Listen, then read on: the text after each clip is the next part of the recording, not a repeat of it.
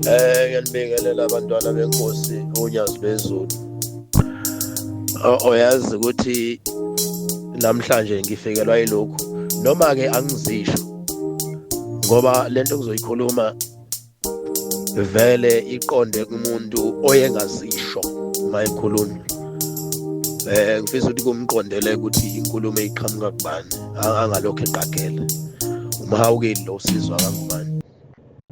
Uyazi ngifisa ukuthi kulo muntu noma kulabo abantu abathuka unyazi lwezulu, ngifisa ukuthi bazi lokhu ukuthi akuqali ngabo namhlanje ukuthi kube nabantu abathuka uShembe.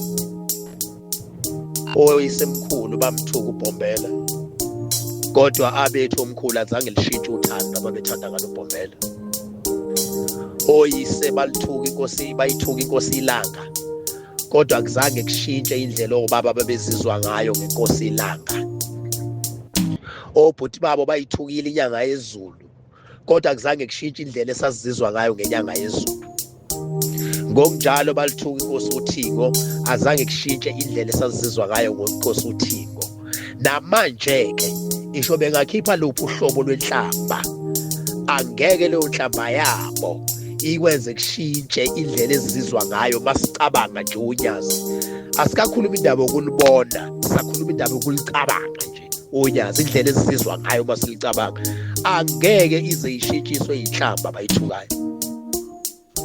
Thina sikhule inyanga yezulu ithukwa njengoba kwakuthuka uBhombela, njengoba kuthuka inkosi iLanga, kuthiwa ithwele yayothwala khonso, kwake kushiwo njalo. Kodwa akuzange kushintshe indlela esizizwa ngayo ngoShembe. Sikhule thina uShembe ethukwa, kuthiwa wandiza entabeni Dlakazi wawa. Akuzange kushintshe indlela esizizwa ngayo ngoShembe, indlela esithanda ngayo uShembe. So akuze inhlamba yabo ayizushintsha-ke manje, ibise mhlawumbe ibankulu ke le ndlela ukuthi bese sigcina sesiguquka uthando, sekuguquka uthando esithanda ngalo unyazi lwezulu.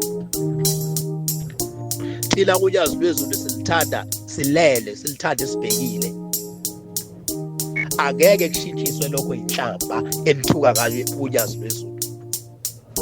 Uyabona izinto ezimbi enizishoyo ngonyazi lwezulu ukuthi luyazenza nibe likhuluma amampunge.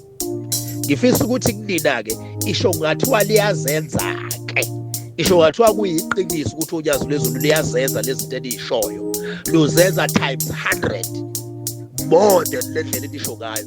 Angeke kushintshe, siyoqhubeka silithande. Hayi angizwa ngithi isho ngathiwa lezi zinto enithi unyazi luyazenza, luzenza 100 times more.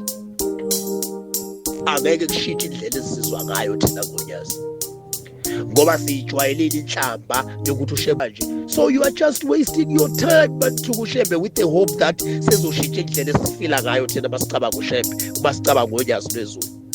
Angiphinde lesekugcina isho ngathi unyazi lezi zinto eniyishoyo luyazenza ngokuphindwe ka100 ngaphezulu kwalokho enikushoyo. Angeke siyeke ukulithanda unyazi, angeke siyeke ukulandela unyazi, angeke siyeke ukuthi unyazi luNkulunkulu, ngoba luzivezile kuthina ukuthi luNkulunkulu. Sikhuluma nje siphilisa unyazi thina.